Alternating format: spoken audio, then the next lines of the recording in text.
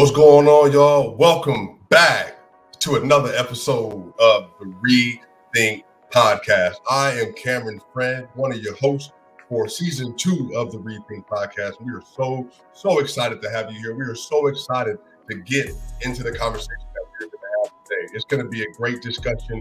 We're going to get real in depth on voting and why it matters, but also some things that you need to be aware of. Maybe opportunities for you to get plugged into some places as well. So it's going to be a great discussion. And as always, got my co-host Ferris Watkins here as well. Look, y'all already know, every time Ferris and I get together, it's a great conversation. What's going on, Ferris?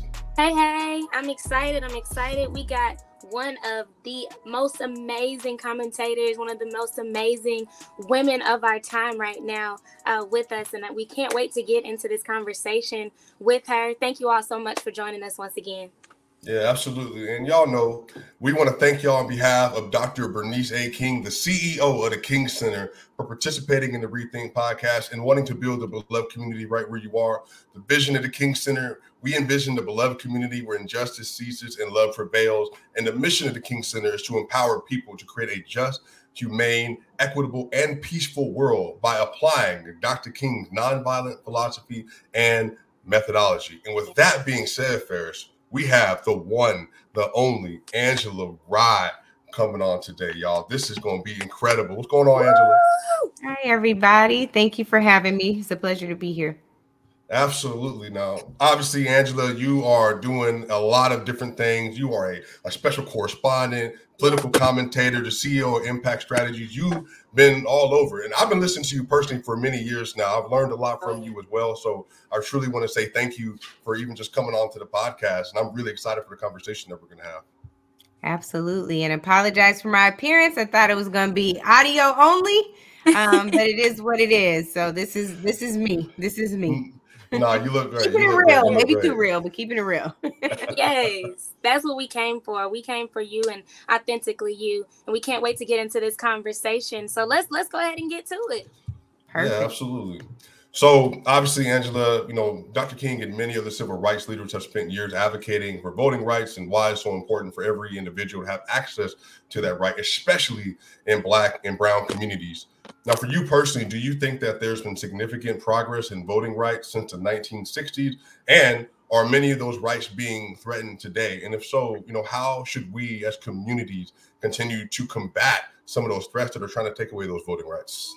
Yeah, I think what we saw after Barack Obama's election in 2008 and shortly after the passage of the Affordable Care Act in 2010 is the standing up of something called the Tea Party. And with the standing up of the Tea Party, it seemed to be a very dedicated, intentional desire to peel back and roll back voting rights. We saw in the 2013 Supreme Court decision in Shelby versus Holder that they would, intend to virtually gut Section 5 of the Voting Rights Act, which was a pre-clearance provision, and ensure that states that had a tradition of white supremacy and racism, particularly as it related to our voting rights, that now there are no more protections for residents in those particular states.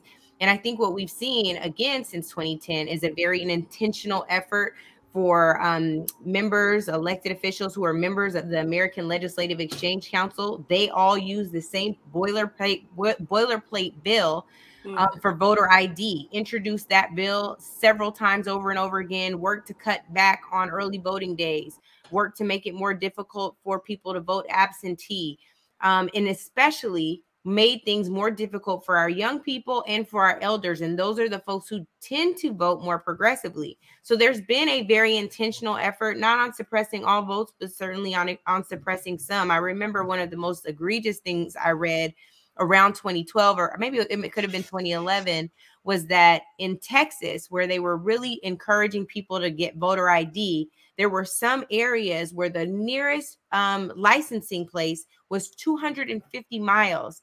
I grew up in Seattle, Washington. It is hard for me to even fathom that, right? We have one that's 10 minutes, 20 minutes. And so when you're in an urban area or a city, a major metropolitan area, you're not thinking that it could be that difficult. Well, it can be.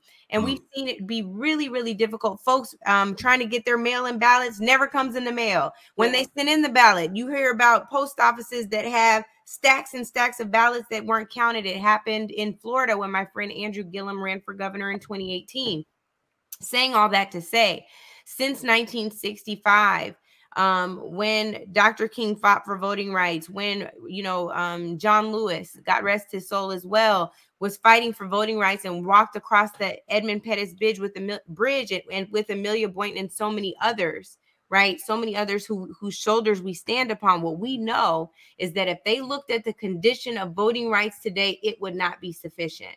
And so what we need to be asking on the federal, state, and local level, at every single level, and even in our homes, is this sufficient? And we know it's not. It's not equal. It's not accessible. It's not what Fannie Lou Hamer said she was sick and tired of. We have to make sure that it gets better, and it needs to get better soon. And that means that we have to dedicate some real resources and our time and our discipline to ensuring that our votes are counted and that we understand our political power does not stop at the ballot box.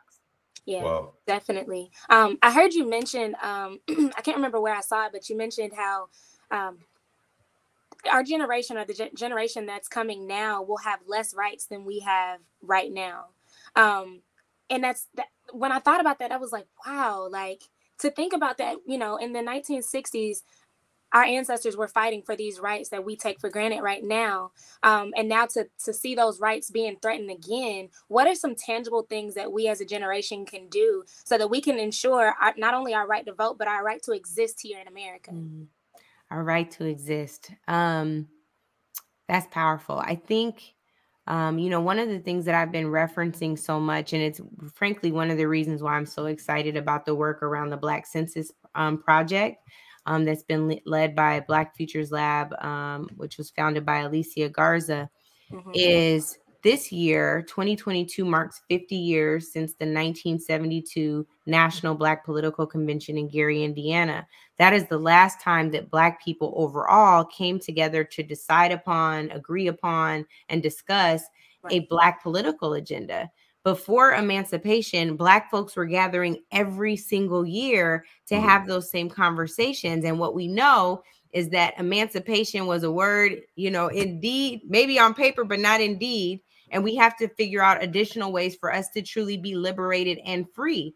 And so when we consider where we are right now, the fact that 50 years later, I always pull this out. I'm going to do it here too. This is a bound version of the National Black Political Agenda. When we look at this document, there are still so many areas where we are not free, where we have not made strides forward, or we took some steps forward only to take steps back. And so what we have to really understand as a people is what it's going to take those steps forward and solidify them, cement them, to ensure that there is no steps backwards. That is what other politically empowered communities and cultures do.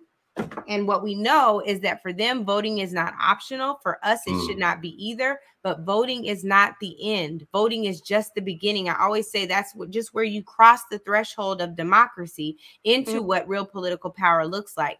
So that's the thing. We have to really figure out how we ensure that we solidify our rights. We get to a place, like I remember in 2008 when Barack Obama was elected, it was like, okay, finally, now we're going to deal with racism. Now we're going to get reparations. Now we had all of these big things that in grand hopes, only to realize that racism met him in the hallways of the Senate, the United States House, in state legislatures all over the country, and city governments, and school boards. Now, right, kids are even being told that they can't learn their own history in classrooms because it's critical race theory. And by the way, as someone who took 2 critical race theory classes, that's not a bad thing, right?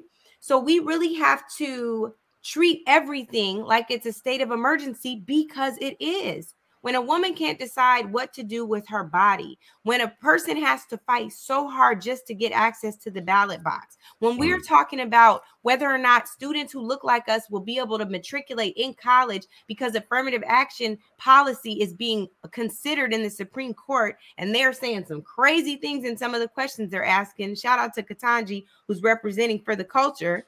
But all of these things are in question, not to mention police violence in our communities, not to mention our kids now having to learn gun safety protocol in classrooms, at school, at elementary schools at that.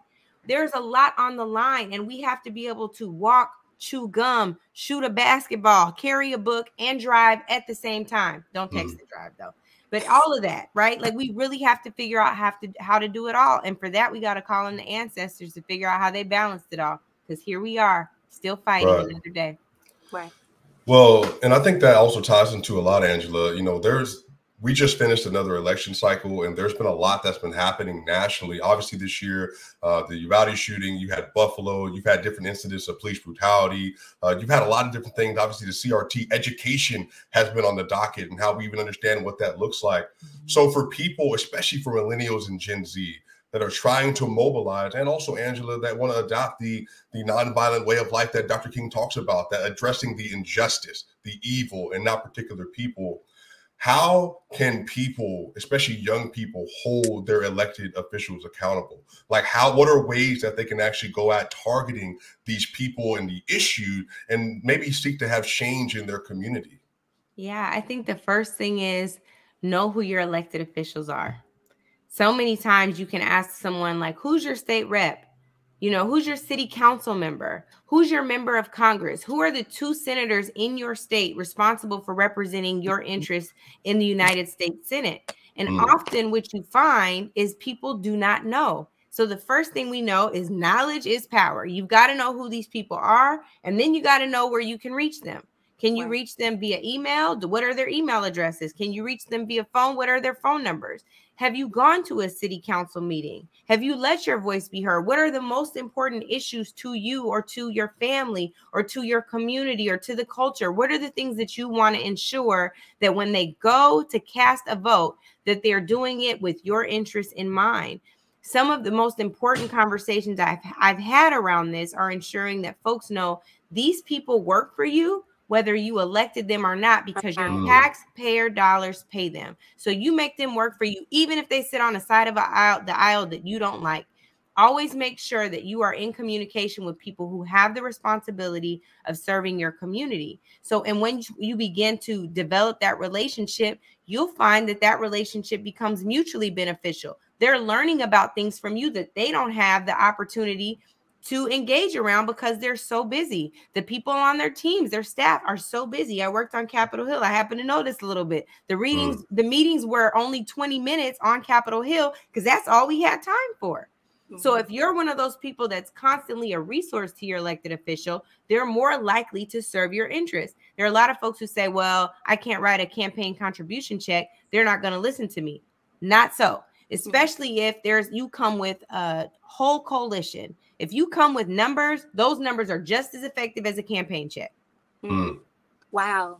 So you mentioned just how we as individuals think about our elected officials. And I feel like the notion is often that like, oh, if I didn't vote for that person and they might be a different party then just because I'm not in their party, they're not going to advocate on my behalf. But the truth is that they, like you said, they're working for us, whether we voted for them or not.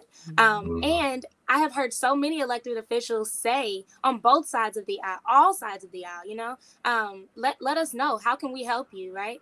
I really appreciate that when we're progressing in our lives and we're progressing in America, that people can really look at our elected officials and say, hey, I want this, that, and the third to be done. But the reality of it is that people don't think that their voice will be heard. So when you take a step back and look at how people are voting now, they really don't want to vote because they feel like regardless of if I vote or not, nothing is going to happen because these people are going to push their political agenda. And I feel like that is the reason why, especially here in Georgia, that people are voting more progressively, right? Voting so that they can see somebody that represents them or somebody that looks like them, because they feel like just the mere image of whatever it might be, just the mere image of that person might change it. So why do you think that is? Why do you think that we as a generation, or we as people, we as new voters, why do we not want to gravitate towards or push or keep accountable the elected officials that we have? I think that some of it has to do with apathy, right? Like if you don't see people serving you over time, you get discouraged. Right. And when you don't see it consistently modeled for you, even though we have activists historically in our community, it's not like a critical mass You know, we saw a critical mass show up around the death of George Floyd because we had already been frustrated about Breonna Taylor, because we had already been frustrated about Ahmaud Arbery, and because George Floyd died in such an egregious manner. And we were already frustrated about all the folks who never were named, but we happened to know who they were, right? So there was a critical mass, and then the critical mass was joined by people from other cultures, right? From other racial backgrounds. So people got engaged in that way. What you have to hope for is that it's not going to take a critical mass for you to show up. And again, I go back to Black census. This, I'm going to be honest with y'all, is one of the most frustrating experiences I've ever had trying to organize Black people around something that I know is in our best interest. We're not talking about the United States Census. I still believe Black folks should participate in the United States Census. But when Black folks take the time to develop a survey around what the most important issues are for you, so they can use that data to develop an agenda to take to elected officials on every level for when you feel like you're too tired and you can't lift up your own hands. What do you have to lose in that? 5 minutes out the day. You spend longer than that on TikTok, looking at shade room posts, you know, looking on Instagram at sometimes nonsense. I will be honest. I sometimes get a good inspirational quote or two from Instagram. But like, if you can take 5 minutes to secure the next generation's best interest in your own, what do you have to lose? That's the thing. It's for when you feel like I'm not enough, why not join this almost 60,000, you know, Black folks who've taken this survey? Why not get it closer to 100,000? Why not get us to 150, 200? Who cares who's running it if the data is going to help you in the long run? And I think sometimes, you know, we love to talk about the crabs in a bucket mentality. Sometimes I don't even think it's that. I think that we are so afraid of our own potential power that we won't even try to walk in it. We would rather sabotage our progress than to see what happens if we try. Angela, with that in particular, honestly, what I hear, Angela, it's like there's been a significant amount, especially from the Black community, of mistrust when it comes to the government, and especially with the federal government. Now, obviously, there's a lot of legitimacy behind that, and we know the historical components. So for you, when you see the apathy, as you described, or maybe even the hesitation with being a part of the census, do you think it comes from that place of mistrust that we don't know that even with this source, even if it's Black led, we don't know if this actually will work in our favor? Yeah, sure. But also, if it's the mistrust of the feds, this is to hold the feds accountable. Right? If it's mistrust of the government, this is to hold the government accountable with data. So of course I understand mistrust in the federal government. Of course I know, like my dad to this day, if I say something crazy on the phone, he's like, watch out, they're tapping the phone. Of course I understand, right? I understand why there was hesitation around COVID vaccines. It doesn't mean that that's in our best interest. And at some point we have to just say, is what I've been doing, has it worked? Has it worked? And if it hasn't, or if you know it needs to work better, just try another approach. Just try another way. You know, there are people who I don't even like, that I don't even get along with, that I reached out to about the Black census, because it's not about me or my ego or my ability to forgive like God or not, right? It's about, this is what is going to move the culture forward. And you represent a segment of this population that I'm never going to reach. You know, whether it's because they think there are some people that say I'm bought off by Democrats. I wish they would give me a check. They haven't given me a check.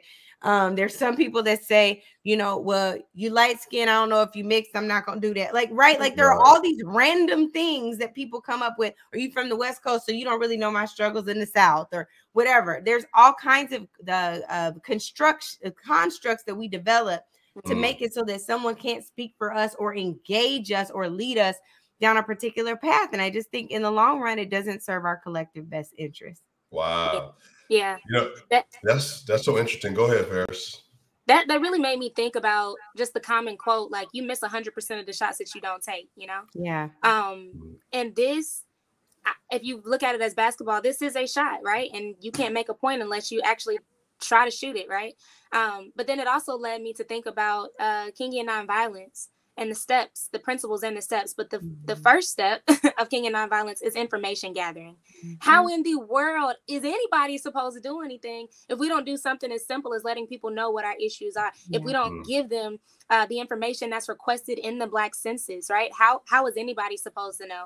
And then what we learned through nonviolent training is that 90% of issues are halted and solved through information gathering, right? Once you have gotten your information, and then you take a step back to see, okay, I have become an expert in this area, right? I know exactly what is needed on both sides. And now we can start to move everything forward. So that's so good. Thank you so much, because I feel like a lot of people don't understand that there is actual strategy, actual proven strategy that has worked to get us to where we were. Now we have to work to get it back, work to keep it. And those are the tangible things that will help us. I love that. Yeah. And I think this is actually a really good segue, Angela, because, as we're even talking about like having a beloved community mindset, like that kind of thing, meaning I'm thinking about the collective. We use phrases at the King Center like love-centered, other-centered, equity.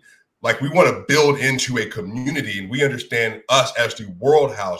We are all interdependent and connected because we have to rely on each other to get there. So for us and for people that are trying to help the world become a better place, help the United States to be livable for everyone, including and especially Black and brown folks, how can we have a better beloved community mindset with all of the issues that we are facing every single day? How can we encourage millennials and Gen Z to get plugged into establishing that mindset where they are today? I love this question so much because even though I'm not a staff person of the King Center, I feel like family with y'all. And part of it is my dad, who's now 80, has dedicated so much of his adult life to MLK principles. And to serving the advancement of his legacy, from getting the street name changed in Seattle, Washington, from Empire Way to Martin Luther King Boulevard, to now I wish I would have had that pin on too, but he has the King County was changed to Martin Luther King County in the early 2000s. My dad slings those pins like evangelists sling tracks. Like he's like, you need a Martin Luther King County pin. And he's so dedicated to it every year, even now, super active. When I was just at home, he was on the phone, like, I'm on my Martin Luther King planning committee for the march, in January. Like, he is so engaged. And I think it's been so influential to me that I have a group of Black and brown orgs that I put together with my friend Mike De La Rocha in LA, and we're called the Beloved Community. And so it means everything to me. I think that we all advance when we begin to care, right? To hear each other, to reaffirm how much we matter, how great we are. When we affirm our power, not through the lens of abuse, but by what Dr. King said is the ability to achieve purpose. That is real power. And so when we begin to affirm that, not just for millennials and zennials and for all the folks who are younger than me, but also for our elders and my peers, that is when we will truly advance. We have been taught intentionally that we don't matter. And that is why a saying and a phrase and an affirmation and a mantra like Black Lives Matter is so significant to us. We have to demonstrate how much we matter in all of these varying ways. I'm going to prove that you matter by ensuring that you're paid your worth. Right. I'm going to ensure that you matter by making sure that we change policy so that Black kids can get into schools, so that Black contractors receive government contracts at the municipal, state, and federal level. I'm going to make sure you matter by ensuring Black asset managers have the ability to manage pensions for labor unions and governments all around. I'm going to ensure you matter by making sure that you're represented in appointed positions, and whether it's Senate appointed, cabinet officials, whatever, on every level. I'm going to make sure that you know you matter and that you are represented. That is how I show you matter. When I can see myself reflected in you, as you said earlier, Ferris, is when I can see myself somewhere, I know that I matter. And I think those are the kinds of things that we can reaffirm, even when we're not talking about our politics, but they matter in how we fight, on how we ensure our activism, on how we're filling out the Black census, right? Right. Across the board, these are the issues of concern to us. This is how we make sure that we matter. This is how we ensure that we go from mattering to counting. Yeah. Right. And we do that when we stand in unity. So I think that's really important. Yeah. And that drives home also like quality over quantity, you know. We always want to drive home that even if we give all of the numbers, we want to make sure that the quality of the people that we're putting up for office, the quality of the people that we're backing up, are going to make sure that our names are heard, our voices heard. I wanted, and I know this is not a part of one of our questions, but I just really wanted to ask you, you have accomplished so much, and it makes little Black girls like me, it makes me look at what we can aspire to be, how we can educate ourselves, how we can go beyond what the status quo might be. What inspired you to really take this on and inspire others? Yeah, I feel like I didn't have a choice. And thank you for that, Ferris. My dad named me after Angela Davis. Again, raised in a house with an activist, a mom who's an educator, a very Black one, was on every affirmative action commission there was, and made sure that there were Black kings and queens on my wall. There were Black dolls. And I was like, there was no choice. There was never a choice and never a question. And so I thank God for that, because I know that's a point of privilege.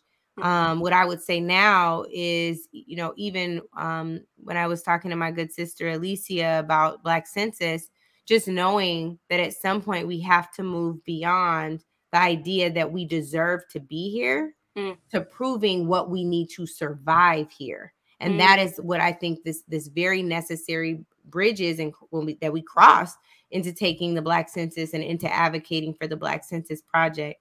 Yeah. So that's why. That's my why. And I will always sign up, like sign me up 10 times over, from starting the Black Student Union in high school, my best friend, to now. Like, if it's something that's going to advance us, I'm down.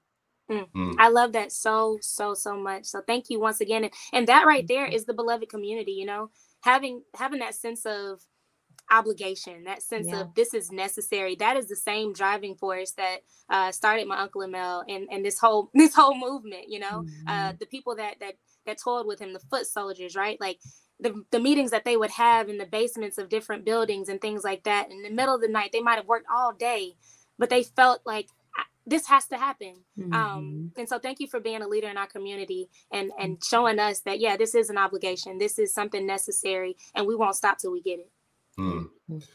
Yeah, and also too, you know, Angela, thank you even just for promoting and helping to understand what the Black Census Project is and why it's so important, and why it's so important that each one of us gets involved. And everyone that's listening to this, I highly encourage you to fill out the Black Census. You can find it on the King Center social media site, and make sure you share that with people, because it's very important that we want to make sure that every single voice is heard and everyone is counted as we're talking about these things. So Angela, this has been an incredible conversation. So we are so sincerely thankful to you that you took the time out to do this. And, you know, we want to continue obviously to support your work. And we're so glad on behalf of the King Center that you've even taken the time to do this conversation, but also even, you know, what you said, and believing that you are in partnership and in collaboration with the King Center's mission of creating the beloved community. So truly, thank you for that.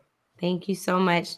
Please, everybody, go to blackcensus.org and take the survey today. We're moving through right till December 31st. So do it for me for Christmas. That's what I want for Christmas. Yeah, y'all know what time it is. Hey, Rethink Season 2. Look, we are just getting started, and we will be back soon, Ferris. I can't wait.